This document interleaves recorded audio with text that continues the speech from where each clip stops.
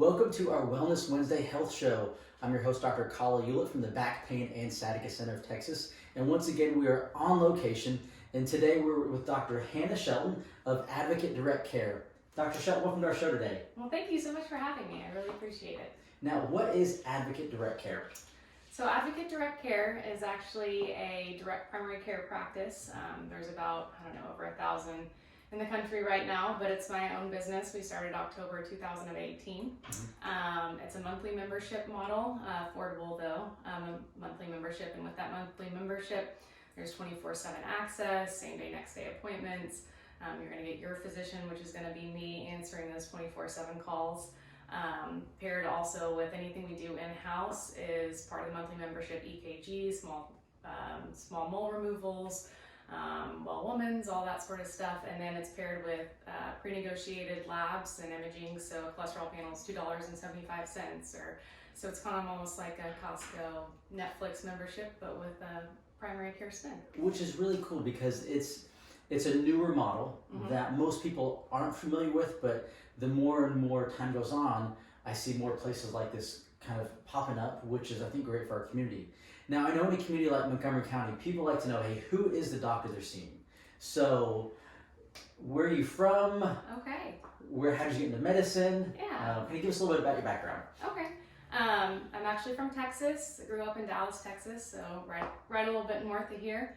I wanted to go into medicine at a young age. My grandfather was a physician. He was actually a surgeon, but in his later years, he did a lot of primary care. Is this his? That is actually his. That is his degree. So that is really cool. It's just out of the camera view, but I was looking at it before we hit play on it. Yeah, it's his real certificate of medicine there. So, but he used to go around with a brown leather bag, towards the end of his career and do house visits. And, I thought that was something I wanted to do, is take care of families like he did. And so that's where I got it in my mind. And it's kind of almost like, we see these movies, I think, because at least for our generation, maybe relate more to that, where there was a primary care provider, and that primary care provider took care of, we'll say 90% plus of the needs of that community. Yep. And then if there was a concern outside of the primary care, then they go to the hospital or specialist.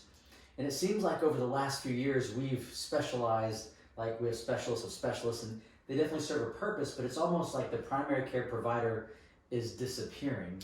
Yeah, so from the other side, seeing 30 patients in a day, charting for insurance companies, only getting 10 minutes with patients, what someone comes in with 5 or 6 complaints, go see the cardiologist, go do that. But here, I have time, hour appointments easily at minimum, so I'm able to address all those different issues.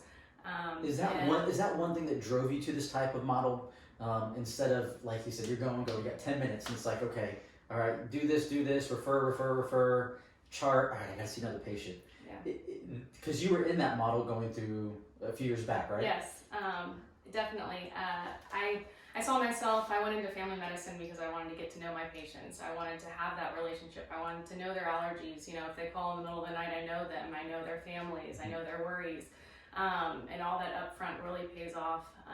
But I saw myself going into family medicine for that reason. And when I got there, I said, I don't, the outpatient world for me, I just saw myself getting burnt out, and that's not really why I started family medicine and wanting my dreams. So this definitely allows for more of that time, and why I really got into medicine in the first place. It's almost like bringing primary care and medicine full circle to where it was when your grandfather was going door to door in the community, taking care of the majority of the needs of the community, and you're able to do that here without having to rush. That's why a big complaint I hear from people is, it's just go. Sometimes they go to a place, they don't even see the doctor. I've heard this a lot from patients in our practice. I used to love seeing doctor fill in the blank. However, I don't see them because they're so busy, and I'll see their PA, who's really nice, but I really want to see the doctor again. So when someone comes here, are they going to see a PA? Are they going to see you? No, they're going to see me. I'm the only physician right now. Hopefully one day we'll get another provider. But that will be their panel and their patients. My patients will see me. A big part of this is that relationship that we build up front, and I know that's what people expect. I know this is the new world. People are busy. We have virtually 24/7 access. So even at night, or on weekends, someone, unfortunately, sweet kiddo, something falls on her head, needs stitches, it's going to be me that's going to be meeting you in the middle of the night to come do that. And that relationship has already been built. So, that's part of the value in this for sure. I think that's really cool. When you call here, you actually have someone answer. It's not one of these phone trees where push 1, push 5, push 7, and then recycle back. So I love the small intimate. Something as well as we were talking about, I know in primary care, an average primary care provider may have, you can correct me, somewhere around 1,500, maybe up to 2,000 on a panel. Probably more. All right. So we'll say an average of 2,000 patients on a panel would be, a good average, maybe even more, as you said. You share with me the number that you say this is what you know is comfortable, and it's far less. What was that? It's hard to quote a number because but it's not what different. you're at now. But what's your target? Say, hey, I know I can manage this. I would say for me, and I kind of maybe change as things go along and different things happen. But I think around 500 plus or minus is a good panel for one physician to be able to manage everything. And then thank goodness I have a wonderful nurse, MA, office manager, Lindy, which is actually helping me with patients right now. But so she's a huge asset too to kind of help filter. But I hope people watch this understand that's a huge difference. You go to a freestanding urgent care or ER, those have a purpose, but they don't know you, right? There's no health, there's no background, they don't know you, they don't know your family, versus even a primary care doctor where they're going to be seeing 2,000 or more people on their panel. So when you come in, it's like, oh, yes, how are you doing? Maybe they remember you, maybe they don't. But when you're down to about 500, that's a fraction of what most primary care is. So you really can offer that intimate personal experience. When someone comes for their first appointment, how long should they plan to be here? I have some people that are like, can I go yet? I usually plan about an hour at least. Now that's unheard of. In 2021, people don't spend an hour in a doctor's office. Yeah. What happens during that first visit? I think this model is something that's unique and special. And first of all, I usually have a new patient packet and kind of make sure that the patient's comfortable. They understand kind of the monthly membership. Of course, if there's some misunderstanding, no harm made. I want to make sure that this is the right fit for them too. So we kind of go over kind of membership and all the advantages and everything, and then we get into past medical history, and we go everything from allergies to your childhood sickness to this and that, and then that way, if I get all that basics, 2 months, 3 months down the road, they're in Florida, they're on a trip, they send a picture of some rash they get, I have all that background, I know this patient, and it's really easy for me to manage even from afar if needed. So it sounds like first you want to build that foundation with the patient, and then manage them, or take care of them, I should say. Yeah, their needs. I got a tickle in my nose on stage.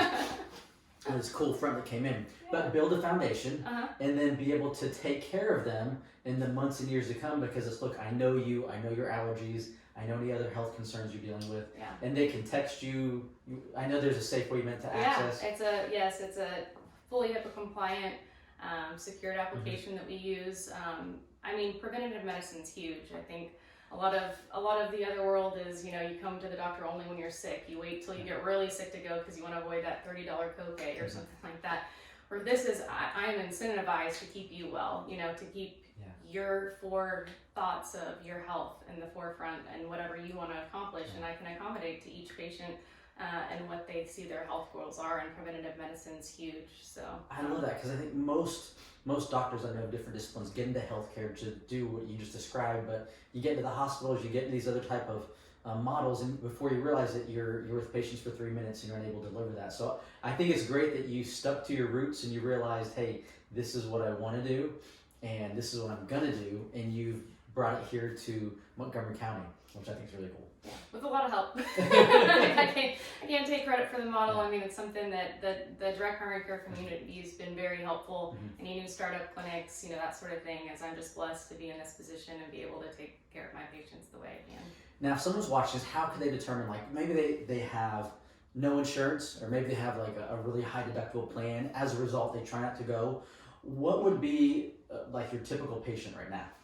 I have a pretty large span of patients. I have patients with regular insurance with high deductible plans, which my husband works for the more Herman system. I'm one of those patients with a high deductible plan. I pay everything cash.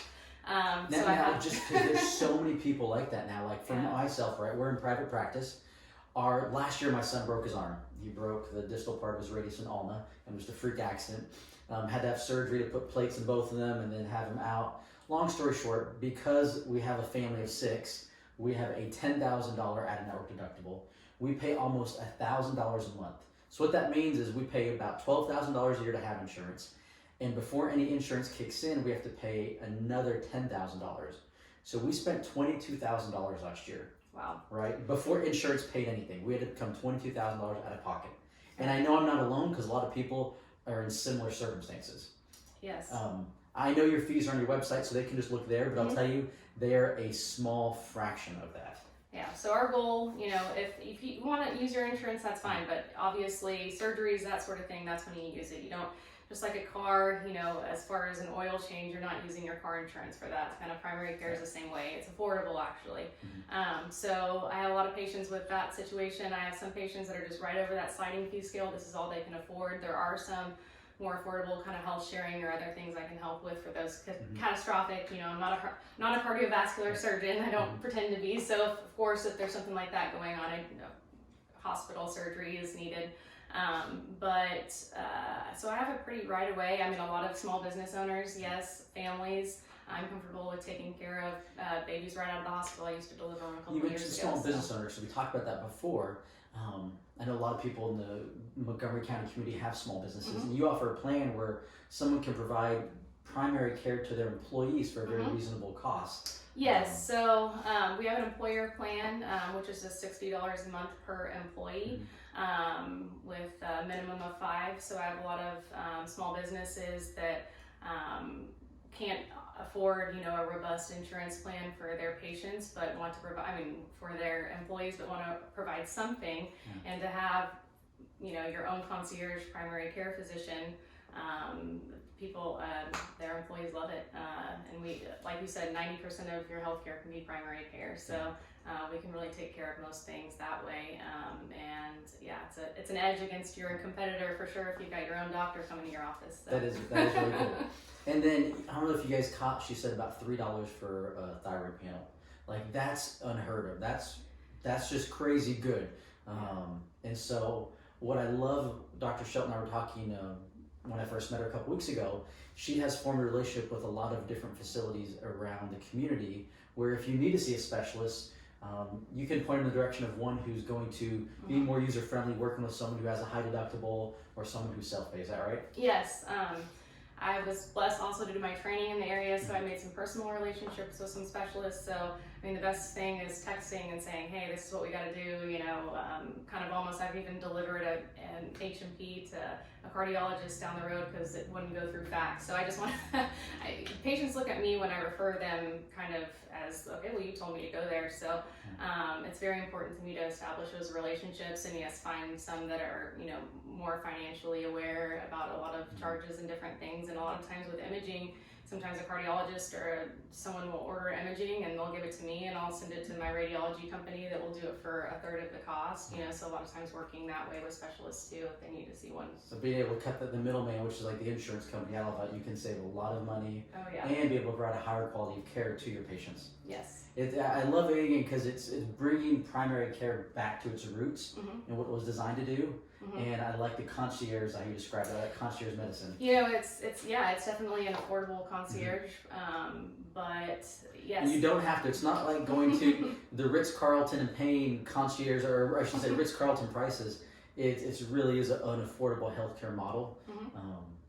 That I think is really cool. Cut out all the, it's Lindy and I, so I don't have five employees, that I'm paying, charting for or billing insurance companies, not seeing money for 6 months, having to argue. So if you kind of cut all that in between the business model, it works really well and it gives you more time with patients, and it's something obviously I'm passionate about, but just spreading the word is the most important thing, I think.